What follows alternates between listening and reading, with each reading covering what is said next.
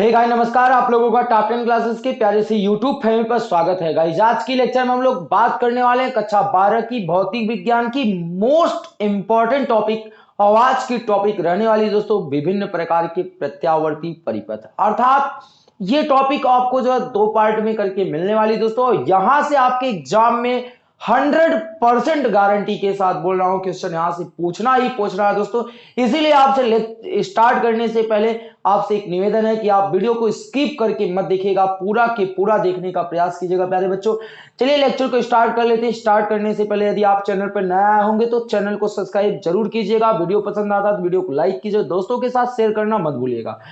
तो आज की जो लेक्चर है वो आपके सामने लिखी गई है। सबसे पहले तो आज की मेन थीम है विभिन्न प्रकार के प्रत्यावर्ती धारा परिपथ, अर्थात कई प्रकार के एसी जो करंट होता है उसके जो आपके पथ होते हैं वो आज हमको पढ़ना, मतलब कह दिया जाए कि कई प्रकार की एसी सर्किट के बारे में आज हमको पढ़ना है कि एसी सर्किट में कितने प्रकार के होते हैं, कैसे कैसे एसी सर्किट हो सकता है। हम उन्हीं का चर्चा करेंगे आज की इस लेक्चर में। हम तीन प्रकार के एसी सर्किट को देखने वाले बच्चों। वो हमारी सबसे पहली सर्किट होने वाली है जब किसी भी एसी परिपथ में केवल प्रतिरोध का प्रयोग किया गया हो, तब क्या होगा। दूसरा, जब किसी एसी परिपथ में केवल संधारित्र का उपयोग किया गया हो तब क्या होगा। और तीसरा, जब किसी एसी में केवल प्रेरकत्व लगाया गया हो तो उस समय बहने वाली धारा और वोल्टेज में क्या संबंध होगा, वही हम यहां पर ज्ञात करने वाले दोस्तों। तो सबसे पहली हेडिंग हम समझेंगे कि एसी परिपथ में जब हम शुद्ध प्रतिरोध का उपयोग करते हैं तो उस समय धारा और वोल्टेज में क्या संबंध आता है और क्या नहीं होता। हम उन्हीं को ग्राफ के माध्यम से प्यारे बच्चों समझने वाले हैं। तो चलिए सबसे पहले हम स्टार्ट करते हैं, इसके लिए एक परिपथ बनाते हैं। तो सबसे पहले हम पहली हेडिंग है हमारी, इसके बारे में चर्चा करने वाले हैं। तो सबसे पहले हम क्या बनाते हैं, एक ऐसे परिपथ का निर्माण करते हैं कि जिसमें केवल केवल प्रतिरोध लगा हो। आपको पता होना चाहिए कि प्रतिरोध किसे कहते हैं, और उम्मीद है कि सभी लोगों को पता होगा प्रतिरोध किसे कहते हैं। धारा के मार्ग में रुकावट उत्पन्न करना ही प्रतिरोध कहलाता है। और ये आपका क्या तैयार हो गया, परिपथ तैयार होगा। यदि आप परिपथ में एक की का उपयोग करना चाहते हैं अगर बंद और चालू करने के लिए तो आप उपयोग कर सकते हैं, परंतु हम यहाँ डीसी करंट का उपयोग नहीं करेंगे क्योंकि एसी परिपथ की बात हो रही है। तो हम क्या करेंगे, एसी सिंबल यहाँ उपयोग करेंगे, अर्थात ये क्या व्यक्त करता है, ये यहाँ ये व्यक्त कर रहा है, ये एसी करंट लगा हुआ है। इसमें कौन सा करंट लगा है दोस्तों, एसी करंट लगा हुआ है। साथ में आई एम्पियर की धारा प्रवाहित हो रही है। और ये आपका क्या है, प्रतिरोध है। ये क्या है, प्रतिरोध है। तो आप ध्यान से समझिएगा। अब यहां पर जो आपने ये परिपथ बनाया है, ये जो आपका परिपथ बना है, ये परिपथ एक प्रकार का ऐसा परिपथ है कि इस प्रकार के एसी परिपथ में केवल केवल शुद्ध प्रतिरोध का उपयोग किया गया है। केवल केवल शुद्ध प्रतिरोध का उपयोग किया गया है। अब आप ध्यान से समझिएगा, यदि आप इसके बारे में लिखना चाहते हैं तो यहां लिख सकते हैं कि ये एसी स्रोत है। ये क्या है, एसी स्रोत है। इस बात को आपको समझना होगा। मैंने क्या बताया कि ऐसे परिपथ जिसमें केवल केवल शुद्ध प्रतिरोध आर का उपयोग किया गया हो वो हमारे क्या कहलाते हैं, एसी परिपथ, अर्थात शुद्ध प्रतिरोध वाला एसी परिपथ कहलाता है। अब आप सुनिएगा जरा सा। अब स्टार्टिंग हम लोग कहां से करने वाले, इस बात को समझिएगा। मानते हैं कि ये जो एसी करंट है ये लगातार इसका परिमाण बदलता रहता है। लगातार इसका परिमाण क्या होता है, बदलता रहता है। तो इसके परिमाण बदलने के कारण इस परिपथ में एक विद्युत वाहक बल उत्पन्न होगा। क्या उत्पन्न होगा, एक विद्युत वाहक बल उत्पन्न होगा। तो हम वही मानते हैं, माना किसी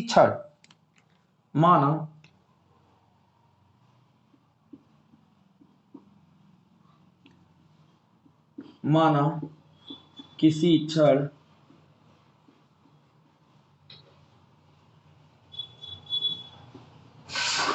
परिपथ में उत्पन्न विद्युत वाहक बल, वो विद्युत वाहक बल उत्पन्न कैसे हुआ, इसके लगातार बदलने के कारण। उत्पन्न विद्युत वाहक बल V बराबर V naught sine omega T.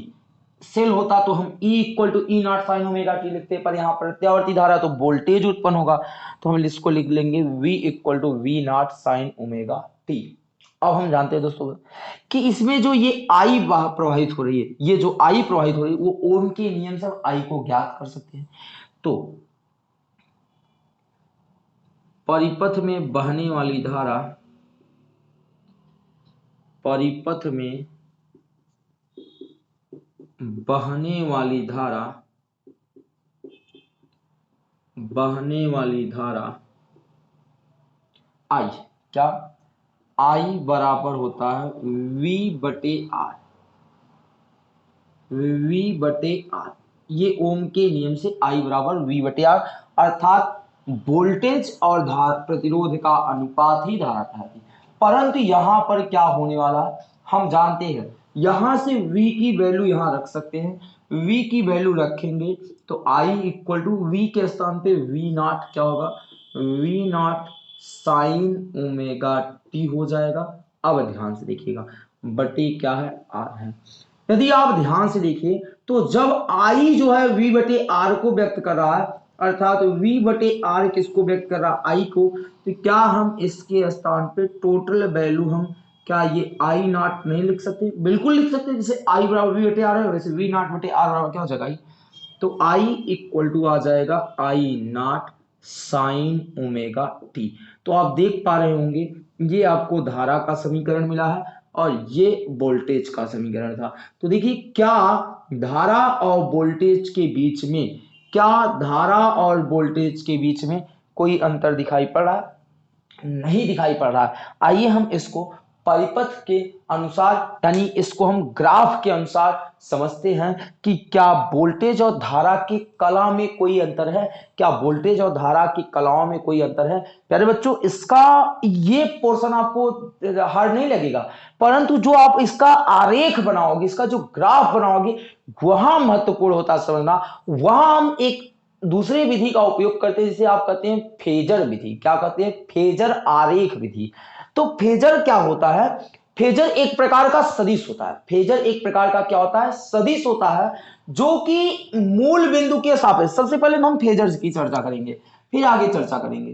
Phasor क्या होता है, फेजर्स ये होता है कि आप समझिए कि ये एक्स अक्ष हो गया, ये वाई अक्ष हो गया, तो भैया मूल बिंदु के सापेक्ष एक ऐसी सदिश, मूल बिंदु के सापेक्ष एक ऐसी सदिश जो कोणी एक निश्चित कोणीय वेग से क्या करता है, गति करता है। मतलब ये फेजर हो गया, ध्यान समझिए ये फेजर आरेख हो गया। ये क्या है, इसकी खासियत क्या है कि ये मूल बिंदु के सापेक्ष एक निश्चित कोणीय वेग अर्थात ओमेगा, एक निश्चित कोणीय वेग से ये क्या करता है, गति करता रहता है। और इसकी जो ये इसकी जो लंबाई है, फेजर की लंबाई, धारा और वोल्टेज, फेजर की लंबाई, फेजर की लंबाई, धारा और वोल्टेज के शिखर मान को व्यक्त करता है। एक बार फिर से समझिएगा प्यारे बच्चों, मैं आपको क्या समझाना चाह रहा हूं। फेजर एक प्रकार की सदिश होती है, फेजर एक प्रकार की क्या होती है, सदिश होती है जो कि मूल बिंदु के सापेक्ष, जो कि मूल बिंदु के सापेक्ष कोणीय वेग, कोणीय वेग से क्या करता है, गति करता है। कोणीय वेग से क्या करता है, गति करता रहता है। और साथ साथ में कोणीय वेग से गति करता है और साथ में इसकी जो लंबाई है फेजर की, यहां से लेके यहां तक की लंबाई, वो वोल्टेज और धारा के अधिकतम मान या शिखर मान को व्यक्त करते हैं। ये बात आपके दिमाग में बैठना चाहिए। यदि आपको लिखना है तो आप लिख लीजिएगा, मैं बोल रहा हूं, या तो आपको स्क्रीन पे लिख के दिखाई पड़ रहा होगा फेजर्स क्या होता है। फेजर्स एक प्रकार की जो होती है, फेजर्स एक प्रकार की क्या होती है प्यारे बच्चों, सदिश होती है। फेजर्स एक प्रकार की सदिश होती है जो कि मूल बिंदु के सापेक्ष एक निश्चित कोणीय वेग से चक्कर लगाता है तथा फेजर्स की जो लंबाई होती है वो वोल्टेज और धारा के शिखर मान को व्यक्त करते हैं। अब इनके कलाओं को समझने के लिए हम फेजर विधि अपनाएंगे और एक घुंडी आरेख बनाएंगे, एक कला आरेख बनाएंगे। आइए इनके ग्राफ का निर्माण करते हैं। दोस्तों मैंने आपको दो ग्राफ बनाया है, एक यहां पर कला आरेख है, एक घोड़ी सदिश आरेख है। दोनों में फेजर्स विधि अपनाई गई है। कब के लिए? जब परिपथ में केवल प्रतिरोध का उपयोग किया गया हो। जब परिपथ में केवल प्रतिरोध लगा होता है तब के लिए वोल्टेज और धारा में क्या अंतर आता है वो आपको यहां पर देखना है। तो देखिए, मैंने सबसे पहले मैं आपको कला आरेख बताना चाह रहा हूं। इसमें मैंने प्रत्यावर्ती धारा को ब्लैक कलर से दिखाया, अर्थात जो धारा का पथ चिन्ह है वो ब्लैक कलर से है। तो ये लगातार बढ़ रहा है, फिर लगातार घट रहा है, फिर एक निश्चित समय अंतराल के बाद शून्य होता है, फिर उसके बाद माइनस में बढ़ना स्टार्ट करता है, फिर धीरे धीरे घटता है, यहां पर समाप्त हो जाता है। तो किसी एक क्षण धारा का जो अधिकतम मान है वो इस समय, ये देखिए, किसी एक क्षण जो धारा का अधिकतम मान है वो कितना है? आई नॉट है। किसी एक क्षण जो धारा का अधिकतम मान है, 1 मिनट के लिए थोड़ी सी ऊपर से ये लाइन खींचते हैं, हाँ ये देखिए, तो ये जो वैल्यू है ये वैल्यू आई नॉट को व्यक्त कर रहा है। किसको व्यक्त कर रहा? आई नॉट को। अर्थात जिस क्षण आपका धारा अधिकतम हुआ है उसी क्षण, यदि आप देख पा रहे होंगे प्यारे बच्चों, उसी क्षण आपका वोल्टेज भी अधिकतम हुई है। ये देखिए, देख रहे हैं आप, जिस क्षण आपका धारा निचली यानी ऋणात्मक दिशा में, विपरीत दिशा में, जिस क्षण धारा विपरीत दिशा में अधिकतम हुआ है, अर्थात ये आप माइनस आई नॉट कह सकते हैं, उसी क्षण जो है आपका जो वोल्टेज है वो भी अधिकतम हुआ है। अर्थात हम कह सकते हैं, यहां पर ये चीज हम आसानी से बोल सकते हैं कि जैसे जैसे आपकी धारा बढ़ रही है वैसे वैसे वोल्टेज बढ़ रहा है, जैसे जैसे वोल्टेज चल रहा है वैसे वैसे धारा चल रहा है। अर्थात हम कह सकते हैं कि जिस क्षण प्रत्यावर्ती धारा का शिखर मान आई हुआ है उसी क्षण वोल्टेज भी अपना शिखर मान पर है। अर्थात कहने का मतलब है, इस आरेख से यह पता चल रहा है, कला आरेख से यह व्यक्त हो रहा है कि जब किसी भी एसी परिपथ में केवल प्रतिरोध लगाया गया रहता है, अर्थात केवल प्रतिरोध लगा होता है, तो वोल्टेज और धारा के कलाओं में किसी भी प्रकार का अंतर नहीं होता। अर्थात जब वोल्टेज अधिक होगा तब धारा भी अधिक होगी, जब आपका वोल्टेज न्यूनतम होगा तब धारा भी न्यूनतम हो जाएगा। ये कला आरेख बता रहा। वही चीज प्यारे बच्चों यहां पर भी घूर्णी सदिश आरेख भी वही बता रहा है। आप देखिए, जो लाइन, ये देखिए, ये फेजर आरेख हो गया जिसपे आपका धारा भी है और वोल्टेज भी है, परंतु जिस क्षण आपका वोल्टेज अधिक हुआ है उसी क्षण आपका जो है जिस क्षण आपका धारा अधिक हुआ है उसी क्षण आपका वोल्टेज भी अधिक हुआ है प्यारे बच्चों। और ओमेगा टी यहाँ कोण है, या हम कह सकते हैं कि जिस कोणीय वेग से ये फेजर आरेख चक्कर लगाता है वो है। तो एक बार फिर से समझिए, जिस समय आई नॉट अधिक हुआ उस समय आपका वी नॉट भी अधिक हो चुका है। अर्थात जिस क्षण वोल्टेज बढ़ रहा, धारा बढ़ रही है, उस क्षण वोल्टेज भी बढ़ चुका होता है। यानी हम कह सकते हैं कि जब नोट पॉइंट, एकदम जबरदस्त टॉपिक ये है कि जब हम किसी परिपथ में केवल शुद्ध प्रतिरोध का उपयोग करते हैं तो वोल्टेज और धारा के बीच में कलांतर शून्य होता है। ये मेन चीज यहां पकड़ना है, कलाओं में किसी भी प्रकार का कोई अंतर नहीं होता। कला क्या होता है? कला मैंने बता के रखा है प्यारे बच्चों कि कला वह एक ऐसी राशि होती है जो किसी भी क्षण धारा और वोल्टेज की वैल्यू को बताती है, तत्कालिक मान को व्यक्त करने वाला कला कहलाता है। तो बताओ, इन दोनों के कलाओं में कोई अंतर है? नहीं, कुछ भी नहीं अंतर है, क्योंकि जिस क्षण धारा अधिक हो रही है उसी क्षण वोल्टेज भी अधिक है, जिस क्षण धारा शून्य हो जा रही है उस क्षण वोल्टेज भी शून्य हो जा रहा है। तो यहां हम लिख सकते हैं, ये नोट पॉइंट क्या है प्यारे बच्चों, यही आपकी मेन पॉइंट है। एग्जाम में 1 नंबर का पूछ लेता है कभी कभी बहुविकल्पी में, जब परिपथ में केवल शुद्ध प्रतिरोध लगा हो, केवल शुद्ध प्रतिरोध लगा हो तो शुद्ध प्रतिरोध लगा हो तो वोल्टेज और धारा के बीच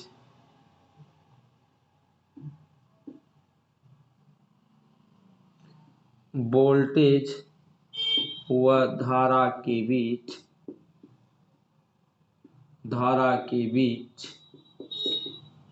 कला में कोई अंतर नहीं होता, कोई अंतर नहीं होता है। यही है प्यारे बच्चों आपका फुल डेरिवेटिव चीज। आपको यही चीज समझना है कि जब परिपथ में केवल प्रतिरोध का उपयोग किया जाता है तो धारा और वोल्टेज के कलाओं में किसी भी प्रकार का अंतर नहीं होता। आप इसका स्क्रीनशॉट लीजिएगा। फिर हम चर्चा करेंगे एसी परिपथ में केवल जब शुद्ध संधारित्र लगा हो तब क्या होता है। तो गाइस हम बात करेंगे दूसरी टॉपिक क्या है आपकी, एसी परिपथ में जब शुद्ध संधारित्र लगा हो, एसी परिपथ में जब केवल शुद्ध संधारित्र का उपयोग किया गया हो। तो आपको इस डायग्राम में दिखाई पड़ रहा है कि ये कोई एसी स्रोत है और इस पूरे परिपथ में केवल एक सी संधारित्र का उपयोग किया गया है। तो ऐसे परिपथ को क्या कहते हैं, जब भी किसी परिपथ में केवल एक संधारित्र का उपयोग किया गया हो, जब किसी भी प्रत्यावर्ती परिपथ में किसी भी एसी सर्किट में केवल एक संधारित्र का उपयोग किया गया हो, तो ऐसे परिपथ को शुद्ध धारितीय परिपथ कहते हैं। एक बार फिर से समझिएगा प्यारे बच्चों, मैंने क्या बताया कि जब कभी एसी सर्किट में एसी परिपथ में केवल एक संधारित्र का उपयोग किया जाता है तो ऐसे परिपथ को शुद्ध धारितीय परिपथ कहते हैं। जैसा कि मैंने पहले ही पॉइंट में ये चीजें लिख के बताया है। फिर अगली पॉइंट होती है कि भैया इस संधारित्र के कारण धारा के मार्ग में जो प्रतिरोध उत्पन्न होगा, अर्थात ये संधारित्र धारा के मार्ग में जो रुकावट उत्पन्न करेगा, संधारित्र के कारण धारा के मार्ग में उत्पन्न होने वाले प्रतिरोध को धारितीय प्रतिरोध कहते हैं। इसे XC से व्यक्त करते हैं। एक बार फिर से प्यारे बच्चों ध्यान से देखिएगा, मैंने आपको क्या कहा कि संधारित्र के परिपथ में अर्थात इस पूरे विद्युत परिपथ में संधारित्र के कारण जो प्रतिरोध उत्पन्न होगा उसे धारितीय प्रतिरोध कहते हैं। इसे हम XC से व्यक्त करते हैं। आप इन दोनों चीजों को जानने के बाद हम देखेंगे इसमें जो धारा है और जो वोल्टेज है, वोल्टेज तो आपका यही रहने वाला V = V0 sin omega t, ये अधिकतम मान होगा। अब हम देखते हैं प्यारे बच्चों इसमें धारा की वैल्यू क्या होती है और यहां से ये पता करेंगे कि वोल्टेज और धारा के बीच कला में अंतर क्या है, क्या समान रहने वाला है, क्या आगे होंगे या पीछे, क्या वहां होगा वो अभी तो हम लोग जानेंगे। तो उससे पहले देखते हैं कि इस परिपथ में आखिर प्रवाहित होने वाली जो एसी करंट है वो क्या होगा। तो आप यहां से ध्यान समझिए। अब आपको पता है ये जो करंट है ये लगातार बदल रहा है। इसके लगातार बदलने के कारण, इस करंट के लगातार बदलने के कारण ये संधारित्र की जो प्लेटें हैं एक बार प्लस एक बार माइनस, एक बार प्लस एक बार माइनस, एक बार प्लस एक बार माइनस, मतलब अगर ये सिरा इसका प्लस होगा तो ये माइनस हो जाएगा, ये सिरा माइनस होगा तो ये सिरा प्लस हो जाएगा। मतलब आपको पता है ना प्रत्यावर्ती धारा एक निश्चित समय अंतराल बाद अपनी दिशा बदल लेता है। तो प्रत्यावर्ती धारा के बदलने के कारण संधारित्र की प्लेटें लगातार धन माइनस प्लस माइनस होती रहती हैं। परंतु एक ऐसा समय आता है कि इसके द्वारा लगाया गया विभवांतर और प्लेटों के बीच जो उत्पन्न विभवांतर होता है दोनों एक दूसरे के इक्वल हो जाते हैं। क्या ये आप इतनी बात यहां पर समझ पा रहे हैं? क्या आप इतनी बातें समझ आ रहा है? एक बार फिर से चर्चा कर लेते हैं। प्रत्यावर्ती के लगातार परिवर्तन के कारण, एसी करंट के लगातार परिवर्तन होने के कारण इस संधारित्र की जो प्लेटें हैं वो एक बार प्लस एक बार माइनस, मतलब एकांतर रूप कह लिया जाए, एक बार प्लस माइनस होती रहती हैं। परंतु एक ऐसा समय आता है कि इसके द्वारा जो लगाया गया वोल्टेज होता है वो प्लेटों के बीच उत्पन्न विभवांतर के समान हो जाता है, बराबर हो जाता है। तो मानते हैं, माना उसी क्षण क्यू आवेश प्रवाहित होने पर, उसी क्षण क्यों आवेश प्रवाहित होने पर संधारित्र की जो प्लेटों का विभव है और प्रत्यावर्ती वोल्टेज के क्या हो जाते हैं, इक्वल हो जाते हैं। तो ये चीज हम यहां पर लिख रहे हैं प्यारे बच्चों, एक बल्कि सॉरी नहीं लिख रहे हैं, हम बोल दे रहे हैं, आप उसको ध्यान से सुने रहिएगा, दिमाग में बैठाए रहिएगा क्या होता है। जो भी मैंने बोला कि प्रत्यावर्ती धारा के लगातार परिवर्तन होने के कारण संधारित्र की जो प्लेटें हैं वो धन और माइनस होती रहती हैं, परंतु एक ऐसी स्थिति आती है कि जब प्लेटों के बीच उत्पन्न विभवांतर और प्रत्यावर्ती धारा के द्वारा लगाया गया वोल्टेज दोनों आपस में इक्वल हो जाते हैं। तो उसी क्षण माना किसी क्षण स्टार्ट कर रहे हैं,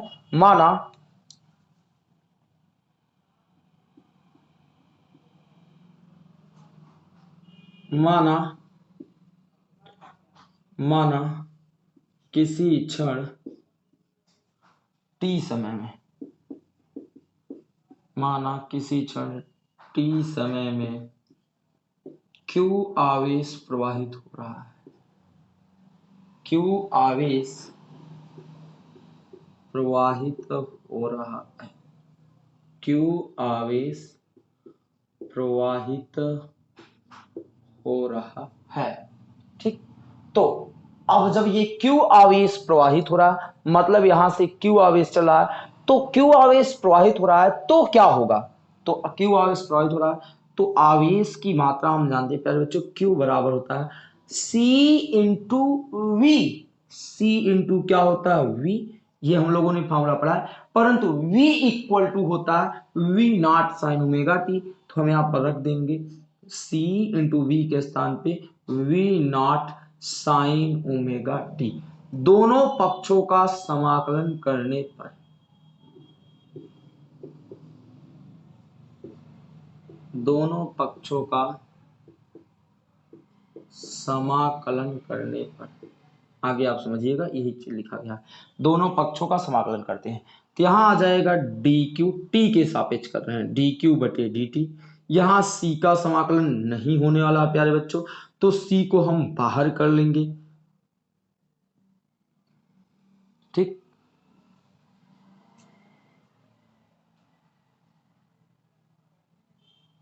सॉरी यहां समाकलन नहीं होगा बल्कि क्या होगा प्यारे बच्चों, अवकलन। क्या होगा, अवकलन। अवकलन करने पर दोनों पक्षों का अवकलन करेंगे तो यहां भी लगाएंगे डी बटे डी टी, यहां आ जाएगा सी, क्या आएगा देखिए डी बटे D T C V naught sine omega T. अब जिनका अवकलन नहीं होगा उनको हम बाहर करेंगे, सी वी नॉट का अवकलन नहीं होगा तो इनको हम बाहर करेंगे प्यारे बच्चों, तो आ जाएगा सी वी नॉट, फिर आ जाएगा डी बटे D T sign omega T, sign omega T. अब हम क्या करेंगे, साइन ओमेगा टी का यहां अवकलन करेंगे, इधर आ गया डी क्यू बटे डी टी। अब आइए आगे देखिएगा, अब आपको यहां ये पता होना चाहिए डी क्यू बटे डी टी आवेश परिवर्तन की दर, आवेश की प्रवाह दर को हम आई से कहते हैं, अर्थात इसका अवकलन करेंगे तो हम आई प्राप्त करेंगे। आई इक्वल टू होगा C into V naught, C into V naught sine omega T का समाकलन होता है कॉस ओमेगा टी। क्या होता है, cos omega T. Sign omega T का अवकलन होता है कॉस ओमेगा टी। तो यहां लिखेंगे क्या आ जाएगा, यहां पर आएगा कॉस ओमेगा टी। क्या इतनी बात आपको समझ में आई। अब एक बात यहां से देखिए, मैंने आपको बताया था कि ओमेगा टी है, यदि आपने पिछला डेरिवेशन देखा है तो ओमेगा टी में किसका गुना किया गया, ओमेगा का। अवकलन करते समय टी में जिसका गुना किया गया रहता है उसका हम दोबारा गुणा कर देते हैं, और समाकलन करते समय जिसका यहां गुणा होता है उसी से हम भाग दे देते हैं। तो ये कॉस ओमेगा टी, या तो हम इसको दूसरे वर्ड में समझे तो डी बटे डी टी ओमेगा टी का फिर से अवकलन हो जाएगा। तो ओमेगा टी का फिर से अवकलन करोगे तो ये ओमेगा बाहर आ जाएगा, डी बटे डी टी का अवकलन एक हो जाएगा। या हम साफ शब्दों में कहें इसका समाकलन केवल ओमेगा ही होगा। तो आई इक्वल टू हो जाएगा सी वी नॉट, ये आ जाएगा कॉस ओमेगा टी, ये आपका ओमेगा यहां पर आ गया। केवल इतने चीज का अवकलन ओमेगा के बराबर होगा। तो ये आ गए ओमेगा। ओमेगा को हम आगे की तरफ लाते हैं तो क्या आ जाएगा, सी वी नॉट ओमेगा बराबर आ जाएगा कॉस ओमेगा टी, ये आ गया आई। अब हम करते क्या है, ये सी और ओमेगा को क्या हम इस तरफ नहीं लिख सकते हैं, सी ओमेगा को 1/c ओमेगा लिख दें। अब आप देखिए ये सी ओमेगा ऊपर ही जाएगा, तो सी ओमेगा जब ऊपर जाएगा तो पूरा पूरा आपको पक्ष ही मिल जाएगा। केवल हम लोगों ने फार्मूले को बनाने के लिए सी ओमेगा को नीचे रख दिया है, इनटू हो जाएगा कॉस। अब सोचिए, अब वोल्टेज जो है आपका, जो वोल्टेज है प्यारे बच्चों, वो तो आपका साइन के पदों में है ना, वो किसके पदों में है, साइन के पदों में। देखिए ये चीज आपका साइन के पदों में है, परंतु आप तो कास के पदों में पा रहे हैं, तो कास को हम साइन में बदल सकते हैं। हम जानते हैं क्या होता है कि sine pi by 2 plus theta बराबर होता है कॉस थीटा। आपको पता होना चाहिए, ये त्रिकोणमिति में आपने फार्मूला पढ़ा होगा, sine pi by 2 plus theta बराबर कॉस थीटा। तो इस कॉस को कन्वर्ट कर देंगे sine pi by 2 plus omega T. Sine pi by 2 plus omega T बराबर हो जाएगा कॉस ओमेगा टी। क्या आपको इतनी बातें क्लियर हुई? कॉस ओमेगा टी को sine pi by 2 plus omega T रख दिया गया है। अब आप यहां पर देख पा रहे होंगे, यहां पर ये चीजें आप देख पा रहे होंगे प्यारे बच्चों, ये आई है इक्वल टू, ये पूरा के पूरा चीज यहां पर प्रतिरोध का काम कर रहा है। किसका काम कर रहा है? प्रतिरोध का। अर्थात हम यहां पर इसे पूरा के पूरा आई नॉट मान सकते हैं। क्या मान सकते हैं? आई नॉट मान सकते हैं। तो यहां पर रखेंगे I equal to I naught sine, क्या हो जाएगा, साइन ओमेगा टी को पहले लिख लें तो कोई दिक्कत किसी को नहीं होना चाहिए, omega T plus pi by 2 हुआ वही सब कुछ मिला के, तो ओमेगा टी प्लस क्या हो गया, पाई बाई 2। ये आपको धारा का समीकरण प्राप्त हुआ जब संधारित्र उपयोग किया जाता है। जब किसी परिपथ में केवल संधारित्र लगा होता है तो voltage V equal to V naught sine omega T होता है, और जो बहने वाली धारा होती है वो I equal to I naught sine omega T plus pi by 2 होता है। अब आपको यहां पर एक चीज समझाना है, काफी बच्चों के मन में आ रहा होगा कि यार यहाँ आई नॉट कैसे आ गया। देखो भैया, वी नॉट ये टोटली आर का काम कर रहा है, ये क्योंकि प्रतिरोध है, इसी को हम लोग क्या कहते हैं यहाँ ध्यान से देखिएगा, हम लोग इसी को यहाँ पर क्या कहते हैं प्यारे बच्चों, अभी हमने बताया था, इसी को हम लोग धारतीय प्रतिघात कहते हैं। यहाँ देखिए, यहाँ धारतीय प्रतिरोध या इसे प्रतिघात भी कहा जाता है। आप इसको ध्यान से समझिएगा, इसको हम लोग प्रतिघात भी कहते हैं। तो इसी को तो हम लोग कहते हैं संधारित्र के कारण उत्पन्न प्रतिरोध, तो इसे हम एक्सी से भी व्यक्त करते हैं।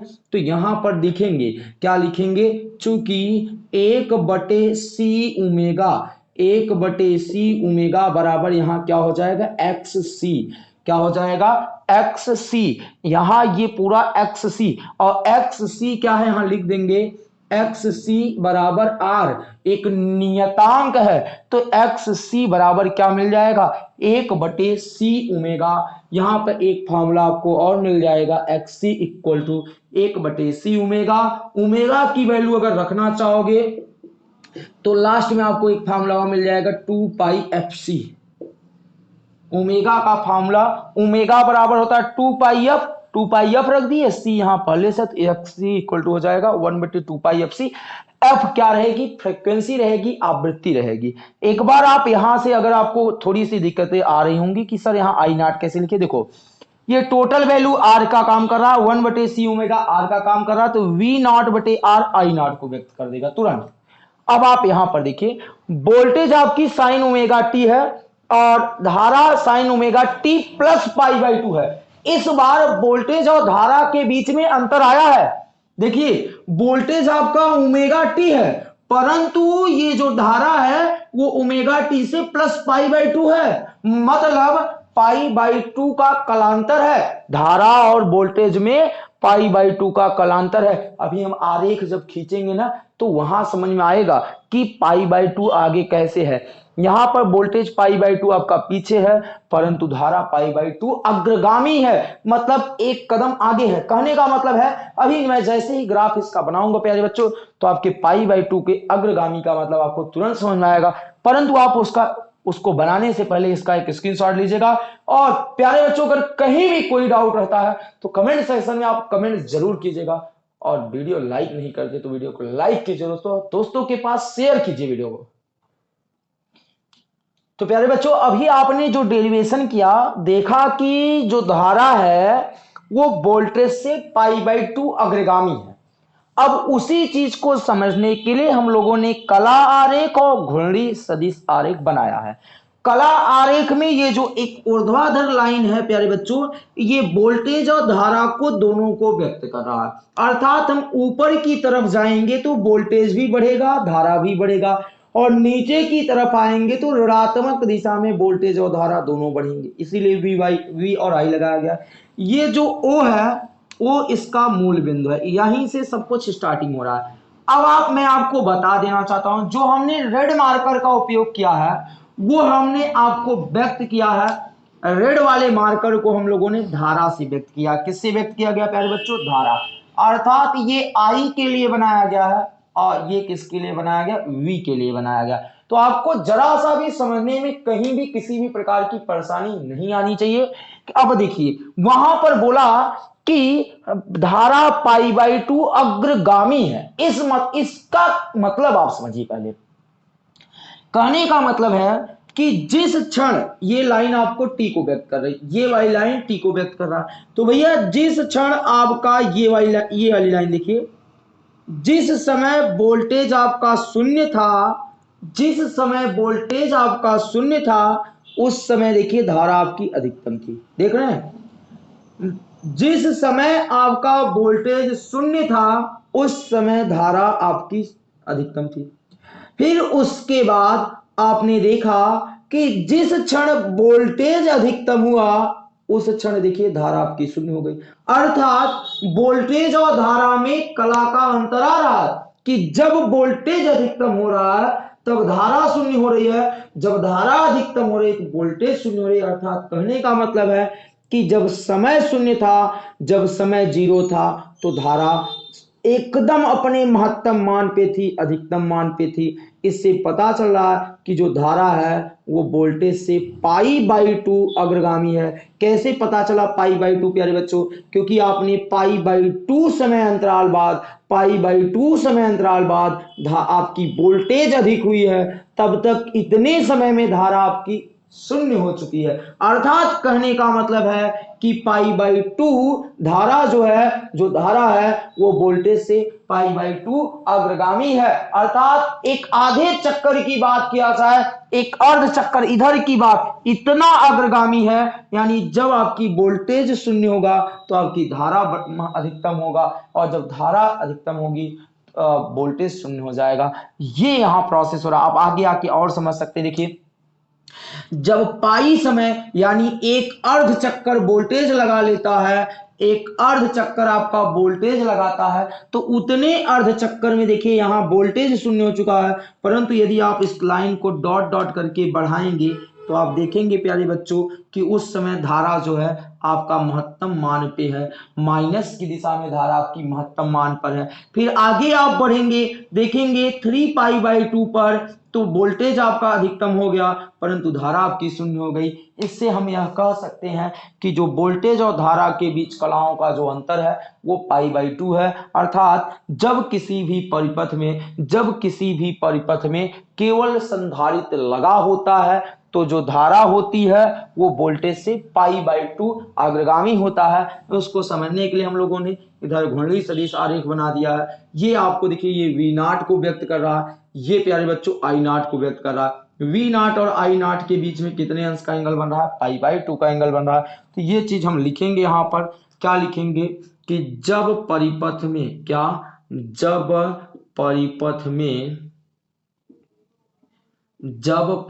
में शुद्ध प्रेरकत्व लगा हो, शुद्ध संधारित्र लगा हो, प्रेरकत्व नहीं, शुद्ध संधारित्र लगा हो, शुद्ध संधारित्र लगा हो तो शुद्ध संधारित्र लगा हो तो धारा वोल्टेज से π/2 अग्रगामी होता है, π/2 अग्रगामी होता है। ये चीज आपको समझना है प्यारे बच्चों। और इस प्रकार आपका ये पहली और दूसरी ये दोनों टॉपिक समाप्त होता है। अब हम तीसरे की चर्चा करेंगे। जब किसी एसी परिपथ में केवल शुद्ध प्रेरकत्व लगा हो तब क्या होता है। तो गाइस बात करेंगे तीसरी टॉपिक की। जब किसी परिपथ में केवल प्रेरकत्व का उपयोग किया गया हो, अर्थात कहने का मतलब है कि जब किसी एसी परिपथ में केवल कुंडली का प्रयोग किया जाता है, जैसा कि आपको डायग्राम में दिखाया गया है कि जब किसी भी परिपथ में एक एसी स्रोत और कुंडली का उपयोग किया गया हो तो ऐसे परिपथ को क्या कहते हैं, प्रेरकीय परिपथ कहते हैं। क्या मैंने बताया, जब किसी परिपथ में एक कुंडली तथा एक प्रत्यावर्ती स्रोत का उपयोग किया गया हो तो ऐसे परिपथ को प्रेरकीय परिपथ कहते हैं। और इसके कारण उत्पन्न प्रतिरोध को प्रेरकत्व प्रतिघात कहते हैं। इसे किससे व्यक्त करते हैं, एक्सएल से व्यक्त करते हैं। दोस्तों लेक्चर काफी लंबी हो जाने के कारण ये सब चीजें हमने पहले से लिख लिया जिससे कि आपके टाइम की बचत हो। प्यारे बच्चों मैंने क्या बताया कि यदि एक परिपथ में आप एक प्रत्यावर्ती वोल्टेज और एक कुंडली लगा के रखे हो तो उस परिपथ को हम प्रेरकीय परिपथ कहते हैं। और उस कुंडली के कारण जो प्रतिरोध उत्पन्न होता है उसे हम प्रेरकत्व प्रतिघात कहते हैं। इसे एक्सेल से क्या करते हैं, व्यक्त करते हैं। अब हम स्टार्ट करेंगे इसमें ये वोल्टेज का तो व्यंजक पहले से है, परंतु प्रत्यावर्ती जो धारा होगी, जो बहने वाली धारा होगी, उसके लिए व्यंजक क्या होगा, उसके लिए हमको व्यंजक प्राप्त करना होगा। प्यारे बच्चों तो ध्यान से जरा सा समझिएगा। अभी मैंने इससे कुछ ही देर पहले इस टॉपिक में बताया था कि ये जो धारा होती है वो लगातार बदलती रहती है। धारा के लगातार बदलने के कारण इस कुंडली में एक चुंबकीय फ्लक्स उत्पन्न हो जाएगा। आपको पता है कि किसी कुंडली से होकर गुजरने वाली धारा के मान में परिवर्तन किया जाता है तो यहाँ एक चुंबकीय फ्लक्स उत्पन्न हो जाता है। तो जो चुंबकीय फ्लक्स उत्पन्न होगा तो चुंबकीय फ्लक्स के कारण यहाँ पर एक विद्युत वाहक बल उत्पन्न होगा और वो विद्युत वाहक बल इस वोल्टेज के क्या होगा, बराबर होगा। प्यारे बच्चों एक बार फिर से समझिएगा, परिपथ में ये जो बहने वाली प्रत्यावर्ती धारा है, ये लगातार परिवर्तन होगा। इसके लगातार बदलने के कारण इस कुंडली में एक चुंबकीय फ्लक्स उत्पन्न होगा और जिसके कारण एक विद्युत वाहक बल उत्पन्न होगा और वो विद्युत वाहक बल इस प्रत्यावर्ती वोल्टेज के क्या होगा, बराबर होगा। तो वो चीज मैं यहां पर नहीं लिख रहा हूं प्यारे बच्चों, हम डायरेक्टली डेरिवेशन स्टार्ट करते हैं। इतना चीजें लिखना पड़ेगा।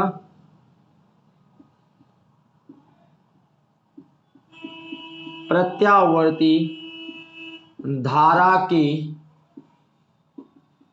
परिवर्तन के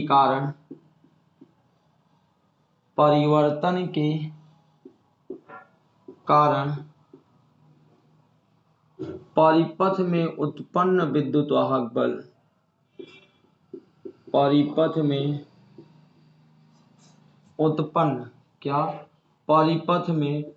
उत्पन्न विद्युत वाहक बल E ठीक प्रत्यावर्ती वोल्टेज के बराबर होता है। प्रत्यावर्ती वोल्टेज के बराबर होता है। प्रत्यावर्ती वोल्टेज के बराबर होता है। अर्थात हम यहाँ आराम से लिख सकते हैं E इक्वल टू V। अब हम जानते हैं जो E होता है वो हम लोगों ने इससे पिछले वाले चैप्टर में निकाल के रखा है। सेल का विद्युत वाहक बल E इक्वल टू होता है LdI/dt। ये चीज हम लोगों ने निकाला है। क्या निकाला प्यारे बच्चों, -LdI/dt इक्वल टू V के स्थान पर वहां क्या रख देंगे, V0 sin ओमेगा t। अब हम करते क्या है, dt का गुना इधर कर देते हैं और यल को इधर की तरफ भेज देते हैं। तो यहाँ देखिए, यहाँ क्या आ जाएगा माइनस एल डी आई, उसके बाद आ जाएगा V naught sine omega T into D T, D T का इधर गुना कर दिए, माइनस एल को इधर तरफ भेजेंगे तो बटे हो जाएंगे, तो डी आई बराबर माइनस वी जीरो बटे L sine omega T into D T. अब हम क्या करते हैं, दोनों पक्षों का समाकलन कर देते हैं प्यारे बच्चों। क्या करते हैं, दोनों पक्षों का समाकलन,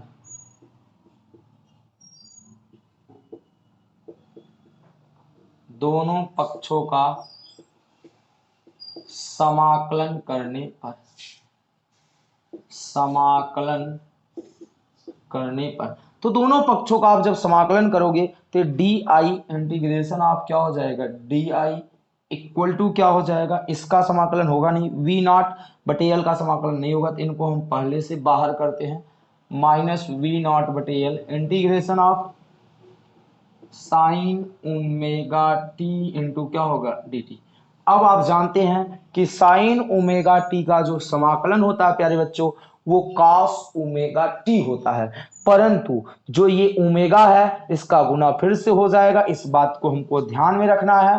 तो क्या करेंगे, अभी आपने समाकलन किया था इसका v जीरो बटे एल, ये हो जाएगा कॉस ओमेगा टी, फिर ओमेगा का गुणा हो जाता है, परंतु यहाँ समाकलन कर रहे हैं तो ओमेगा का क्या हो जाएगा, भाग हो जाएगा, इस बात को ध्यान देना है। कि यहाँ क्या आ जाएगा, वी नॉट बटे ओमेगा एल, ओमेगा कहाँ से आया, ये टी में ओमेगा का गुणा किया गया है, समाकलन करते समय ओमेगा से भाग दे देते तो ओमेगा इधर आ जाता है, ये आ गई कॉस ओमेगा टी।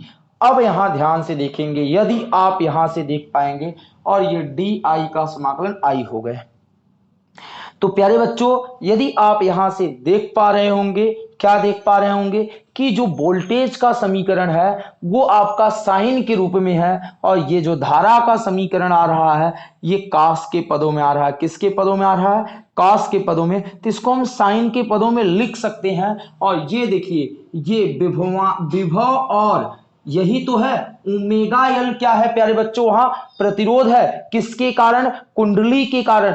इसे हम किससे व्यक्त करेंगे, एक्स यल से, इसे किसे व्यक्त करेंगे, एक्स यल से व्यक्त करेंगे।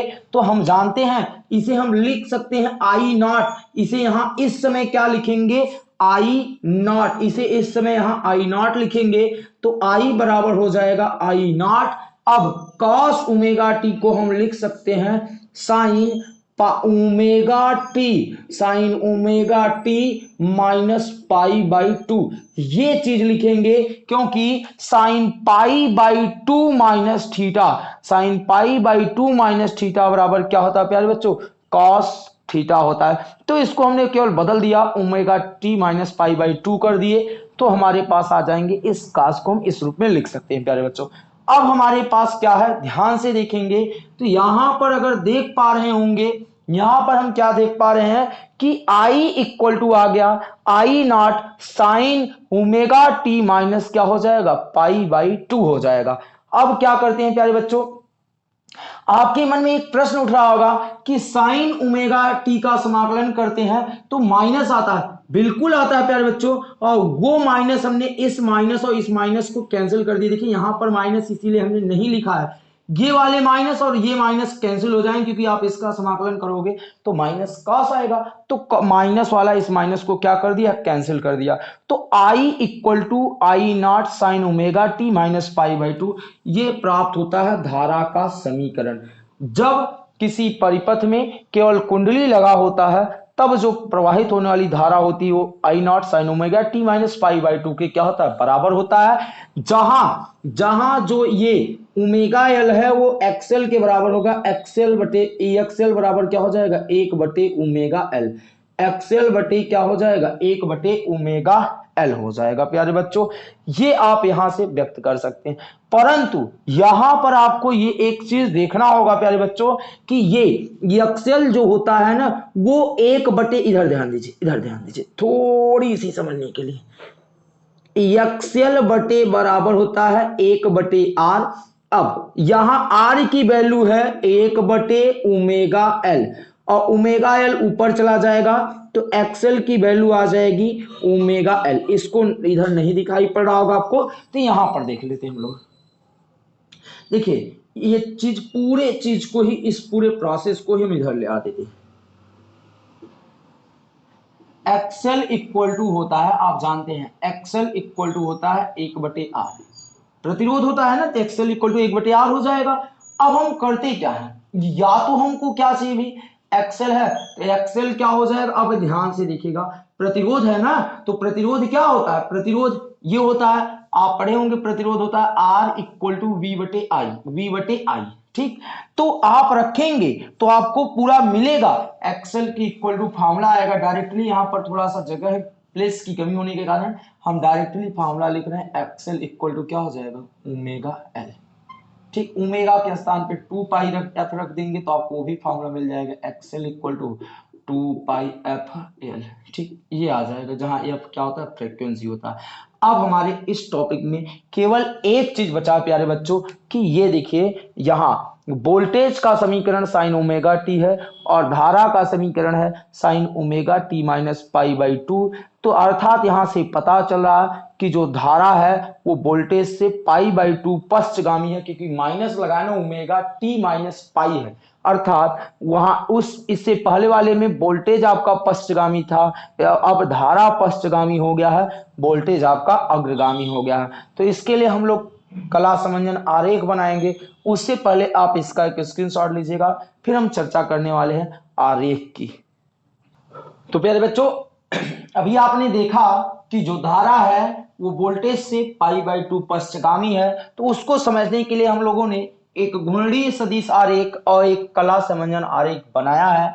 यहां पर आप देख रहे होंगे कि पाई/2 पश्चगामी का मतलब क्या है, आप वहां तो समीकरण से प्राप्त कर लिए कि पाई/2 पश्चगामी, परंतु कैसे है ये देखिए, जब आपका वोल्टेज शून्य था तो धारा आपकी अधिकतम थी। शुरुआत हम यहां से करते हैं, फिर हमने देखा कि जब वोल्टेज जिस क्षण शून्य से स्टार्ट होके जब वोल्टेज आपका अधिक हो चुका है, पाई/2 के समय पर, पाई/2 स्थिति पर वोल्टेज आपका अधिकतम हो चुका है, परंतु उस समय धारा आपकी शून्य है। देखिए उस समय ये रेड वाली लाइन इस समय शून्य पर है, परंतु आपने देखा कि जब आपने अगला एंगल बढ़ा, आपने अगला मतलब पाई की बात की गई, तो पाई पर आपकी वोल्टेज शून्य हो गई और उस समय धारा आपकी शिखर वैल्यू पर पहुंचने वाली है। देख रहे हैं, थोड़ा सा आप ग्राफ अगर अच्छे से बनाएंगे तो आप देखेंगे कि जब आपका वोल्टेज शून्य होगा तो उस समय धारा आपकी अधिकतम होगी,